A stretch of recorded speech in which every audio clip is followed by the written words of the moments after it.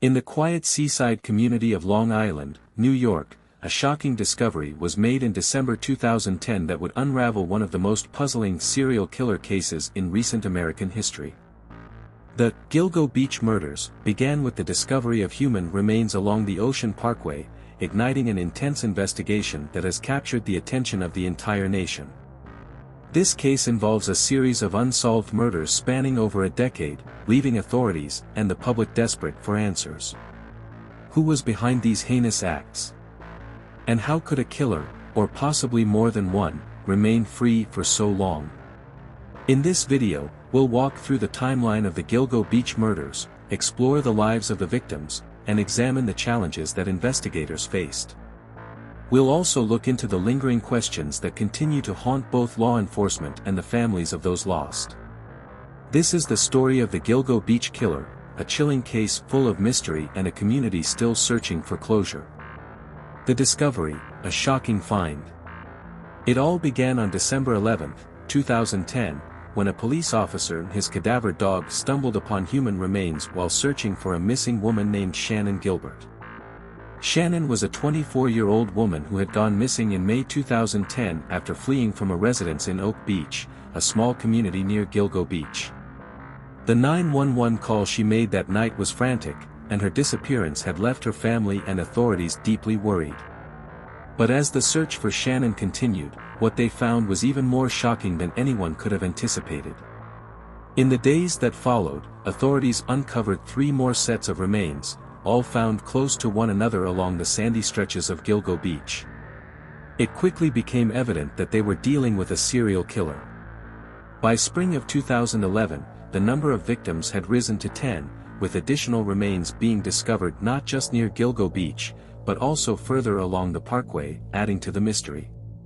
Most of the victims were young women who worked as escorts, advertising their services on sites like Craigslist and Backpage.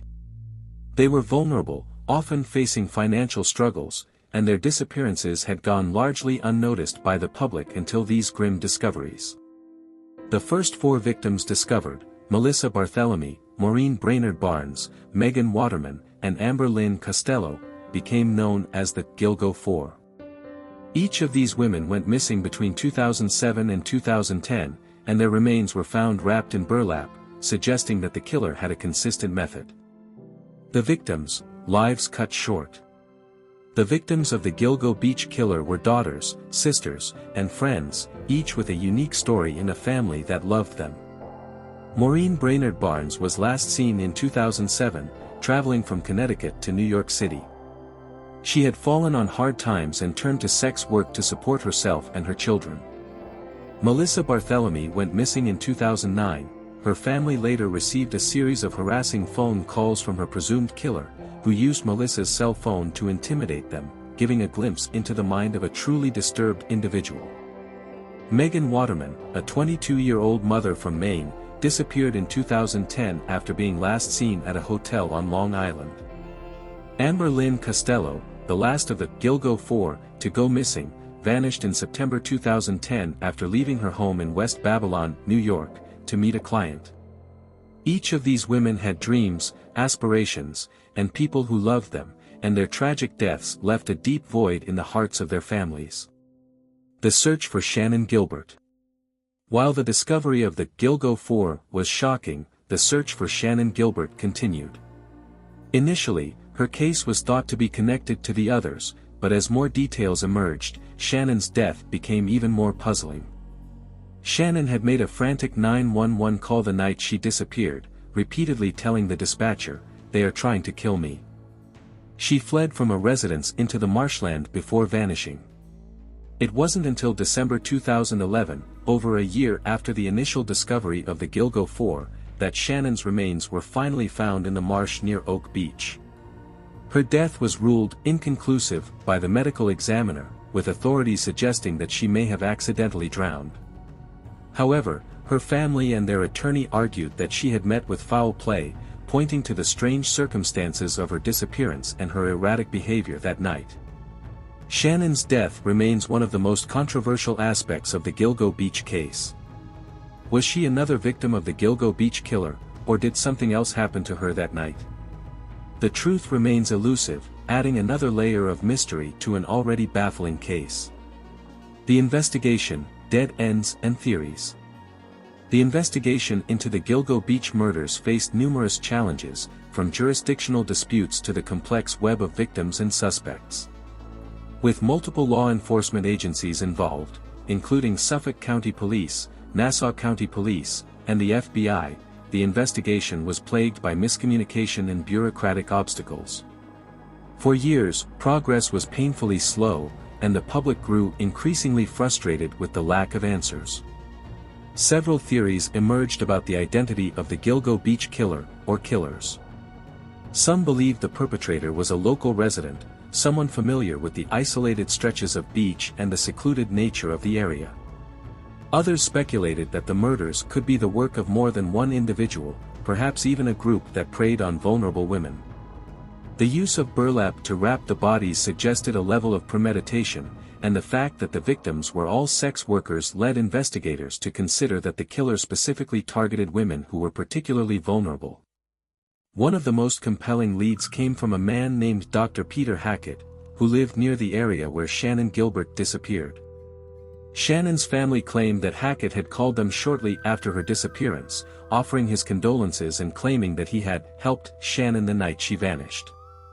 Hackett later denied making these calls, and although he was never officially named a suspect, his involvement has remained a subject of speculation. In 2016, Shannan Gilbert's family filed a wrongful death lawsuit against Hackett, accusing him of being involved in her death, but the case did not lead to any conclusive findings. A break in the case, the 2022 update. After years of stalled progress, the case saw renewed interest in 2022 when Suffolk County Police Commissioner Rodney Harrison announced the formation of a new task force to re-examine the evidence. This task force included representatives from the FBI, New York State Police, and other local law enforcement agencies. The goal was to bring fresh eyes to the investigation, utilizing advancements in technology and forensic science to analyze old evidence. In early 2023, authorities revealed that they had identified new DNA evidence linked to a belt found at one of the crime scenes. The belt, which had the initials WH or HM embossed on it, was believed to have belonged to the killer. This discovery offered a glimmer of hope to the families of the victims, who had waited more than a decade for answers. While the identity of the killer remains unknown, this new evidence has provided investigators with a promising lead that they are actively pursuing. In addition to the new DNA evidence, advances in cell phone technology have allowed investigators to more accurately track the movements of both the victims and potential suspects. Authorities have also been able to use geographic profiling to narrow down where the killer might have lived or worked, suggesting that the suspect could have ties to both Long Island and New York City. The community's reaction, fear and resilience. The Gilgo Beach murders have left a lasting impact on the community of Long Island. For years, residents lived with the fear that a killer could be among them, and the lack of answers only deepened their unease. Many in the area have expressed frustration with law enforcement, feeling that the case was not given the attention it deserved because the victims were sex workers. The notion that these women were somehow less important due to their line of work is a sentiment that has fueled anger and calls for justice. Despite these challenges, the families of the victims have remained steadfast in their pursuit of the truth. They have held vigils, spoken to the media, and worked tirelessly to keep their loved ones' stories alive. In recent years, true crime podcasts, documentaries, and news specials have brought renewed attention to the case, ensuring that the victims are remembered not just for how they died, but for who they were as people. The ongoing search for justice. After years of uncertainty and fear, a significant breakthrough in the Gilgo Beach case came in 2023 when authorities arrested Rex Heuermann, a 59-year-old architect from Long Island. Heuermann was charged with the murders of 3 women whose remains were discovered near Gilgo Beach.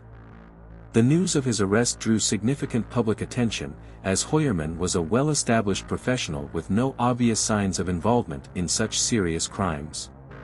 The investigation revealed that Heuermann had been living a double life. By day, he was an architect, running a successful firm, but authorities now believe that during 2009 and 2010, he committed at least 3 of the murders that had haunted Long Island for over a decade. Investigators linked Hoyerman to the crimes through several pieces of crucial evidence, including DNA found on the victims and cell phone records indicating his proximity to the victims' last known locations. Detectives used advanced forensic techniques to match DNA from items discarded by Hoyerman to evidence found at the crime scenes. This breakthrough provided the basis for his arrest, and the ongoing investigation is examining whether Hoyerman may be responsible for additional murders connected to the Gilgo Beach case. The arrest was the culmination of renewed efforts by Suffolk County Police, who had formed a task force in early 2022 to re-examine the evidence. This included new DNA analysis and a deep dive into phone records that ultimately led to Hoyerman's identification as a suspect. The authorities also used geographic profiling, and with this combined approach, they were able to pinpoint Hoyerman's movements and connect him to the crimes. Hoyerman's arrest has brought a sense of relief to many in the community, but it has also raised new questions. How could someone so seemingly normal, a man with a family, a successful career, and no visible criminal history, commit such crimes? The victims' families, who have waited so long for answers, are finally beginning to see justice take shape, though the pain of their loss remains immeasurable. Among the 10 victims found near Gilgo Beach, there were also remains belonging to an unidentified Asian male and an infant. These individuals, along with other victims such as Jessica Taylor, whose dismembered remains were found in 2011, remind us of the broader scale of these heinous acts. Authorities continue to investigate whether Hoyerman was connected to all 10 murders or if other perpetrators may still be at large. With Hoyerman now facing charges, the focus shifts to ensuring that justice is fully served. The authorities continue to investigate his involvement in other unsolved cases linked to Gilgo Beach, and the evidence against him is being carefully reviewed as the case moves forward to trial. This story, which began with the discovery of human remains along a quiet beach, is far from over. But for the first time in over a decade, there is hope that the person responsible for these tragic deaths has been caught, and that justice for the victims and their families will finally be served. Thank you for joining us as we explored this haunting case. If you found this video informative, please like and subscribe to our channel for more in-depth looks at true crime stories that continue to shape our world. And as always, stay safe.